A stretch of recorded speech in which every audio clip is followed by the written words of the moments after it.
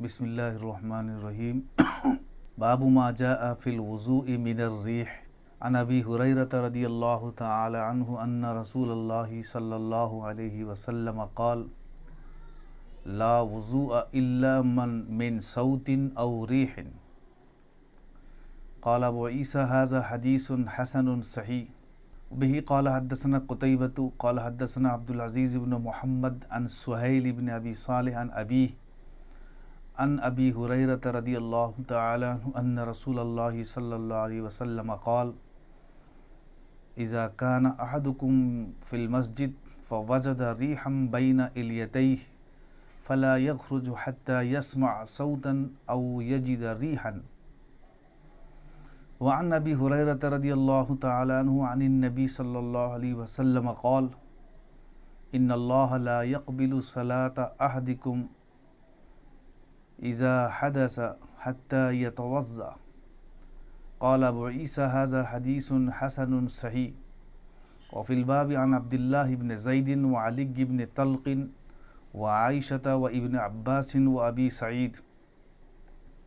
क़ाल अबू ईसा हाज़ा हदीसुन हसनुन सहीह व हुवा क़ौलुल उलमाई अल्ला यजिब अलैहिल वुज़ू इल्ला मन हदस यस्मअ सौतन औ यजिदु रीहन। वक़ाल इब्नुल मुबारक इज़ा शक्क फ़िल हदस फ़इन्नहु ला यजिबु अलैहिल वुज़ू हत्ता यस्तयक़िन इस्तिक़ानन यक़दिरु अन यहलिफ़ अलैहि। वक़ाल इज़ा ख़रज मिन क़ुबुलिल मरअति अर्रीहु वजब अलैहा वुज़ू व हुवा क़ौलु शाफ़िई व इसहाक़। रीह खारिज होने से वज़ू का बयान। इसमें तीनों रिवायतें हज़रत अबू हुरैरा रदियल्लाहु तआला अन्हु से मरवी है। मसला यह है कि वज़ू सिर्फ़ हदस अकबर ही में वाजिब नहीं होता बल्कि हदस असग़र में भी वाजिब होता है। यहाँ हदस से मुराद बड़ा इस्तिंजा यानी बैतुल खला जाना है। इस लिहाज से री का खारिज करना हदस असग़र है। ये मसला इजमाई है। इस सिलसिले में रिवायत नहायत ही साफ़ है।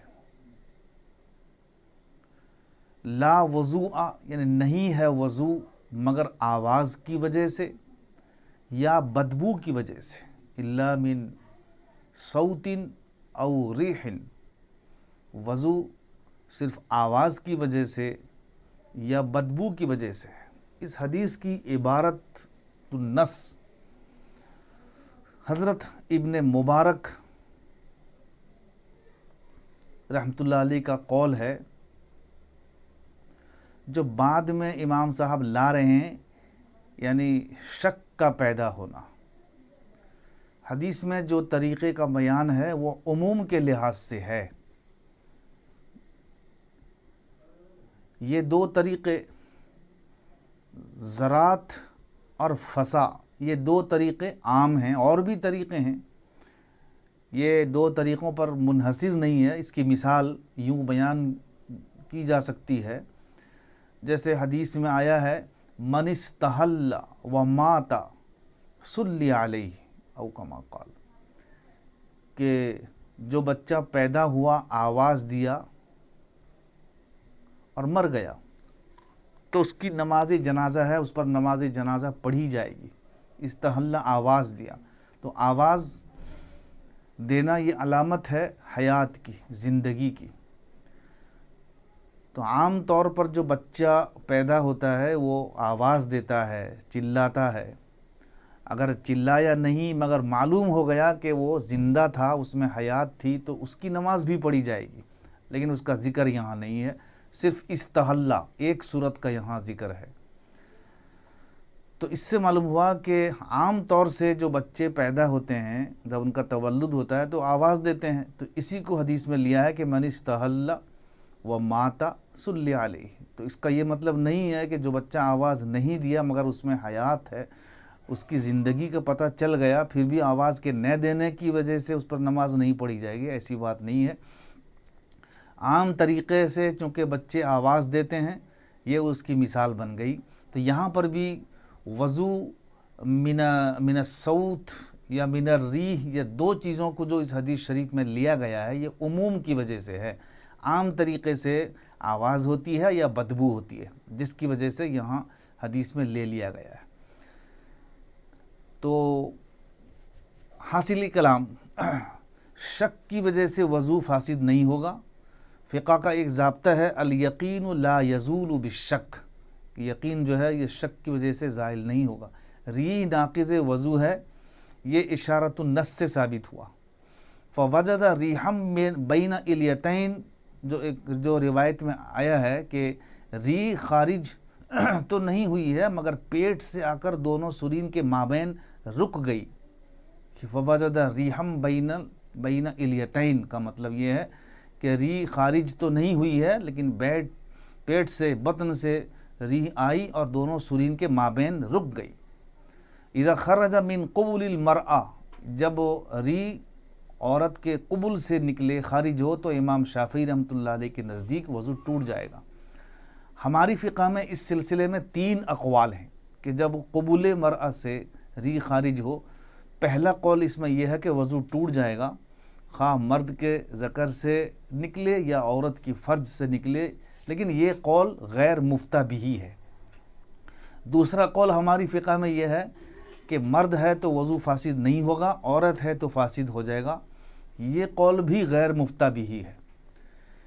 تیسرا قول یہ ہے کہ عورت اگر مفضات ہے تو وضو فاسد ہو جائے گا.